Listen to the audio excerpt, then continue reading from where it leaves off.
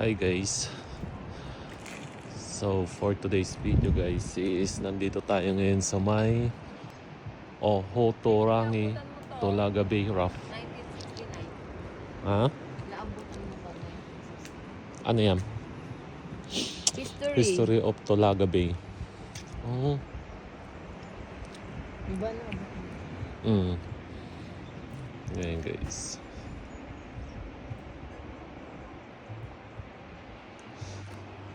Ganito pala siya ginawa, ano? Ayan.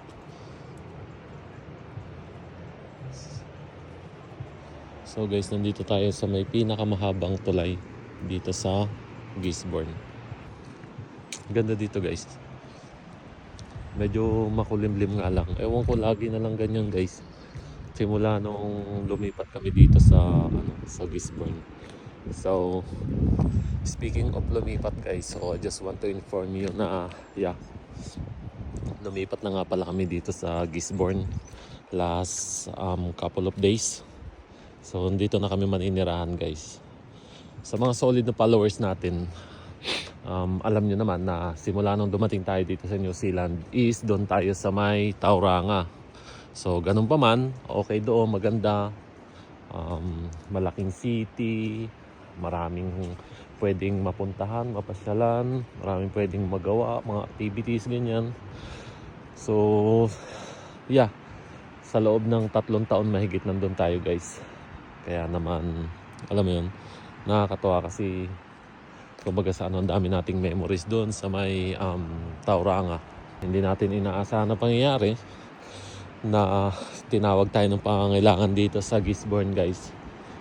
So, na-select tayo na ilipat dito sa port ng Gisborne. Kaya naman, nung una, nagdadalawang isip kami guys. Kasi nga, hindi namin alam kung ano ba magiging buhay namin dito sa New Zealand, sa Gisborne, which is nasanay na kami sa Tauranga. Pero sabi ko nga, siyempre, siguro ito yung chance para mas ma-explore pa natin yung New Zealand kung gaano kaganda.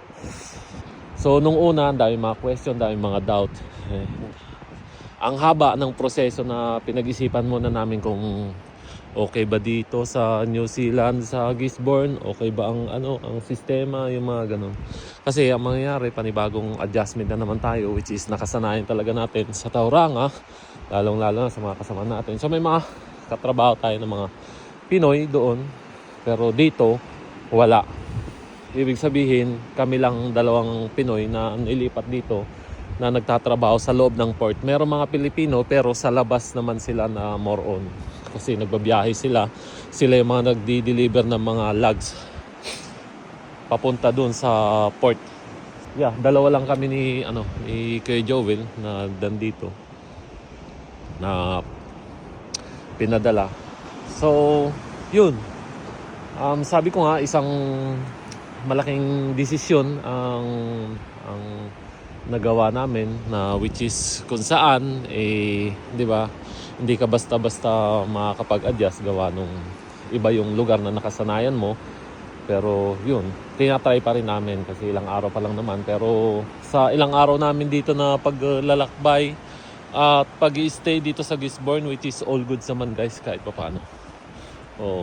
Parang nakakatuwa lang kasi maraming pa tayo siguro pwedeng ma-explore dito sa Gisborne, mapasyalan, mapuntahan.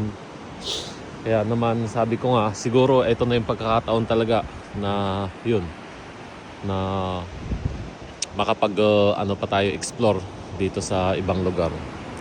So same pa rin naman trabaho guys, ganun pa rin naman, kami pa rin yung mga naglo-loading dyan sa mga barko sa sa port. Tapos yung bahay, siyempre malapit pa rin naman kami sa port. Nasa 6 minutes lang nasa trabaho na ako. Parang ganun pa rin naman nandun sa sa tawag nito, Tauranga, ganun pa rin naman kalapit. Kung nakikita mo pa rin naman yung yung port dito sa mula doon sa bahay. Papasok nga lang, unlike doon na talagang tanaw na tanaw mo. Tapos guys, dito ang laki nung pagbabago nung katawan namin. Kasi bakit? Dahil dito laging, alam niyo, napakalamig dahil mag-winter na. Hindi ko alam kung winter na o pa-winter na. Malapit na sa winter. Simula nung dumating kami dito guys, alam niyo yun.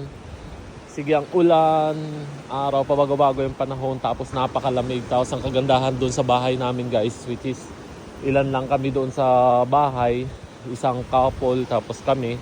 Tapos may dalawang na nag-stay lang din doon na nagtatrabaho rin sa isang katrabaho rin ng couple.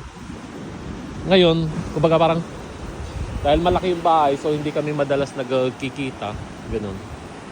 Tapos yun, mga taga Batangas sila guys. Oo. Ibang kumpanya na pinagtatrabaho na. Pero okay, mababait naman sila guys, wala nang problema. Sabi ko, oy, ang ganda, tapos ang luwag ng bahay, laki ng kwarto namin, ganun. So lahat, provided lahat, okay naman. Wala namang pinagbago sa trabaho, yan, sa bahay lang, tapos sa mga kasama, yun lang pinagbago dun sa, sa dating routine talaga natin. Kaya naman ngayon, nag-i-explore na kami, sinusubukan namin na pasyalan yung mga magandang lugar katulad nito guys. Yan, kita nyo naman apaganda ng formation, rock formation dito sa may gilid. So ito yung pinakamahabang tulay dito sa may Gisborne, simula doon guys, tapos hanggang doon. So ang haba niya guys, ang ganda.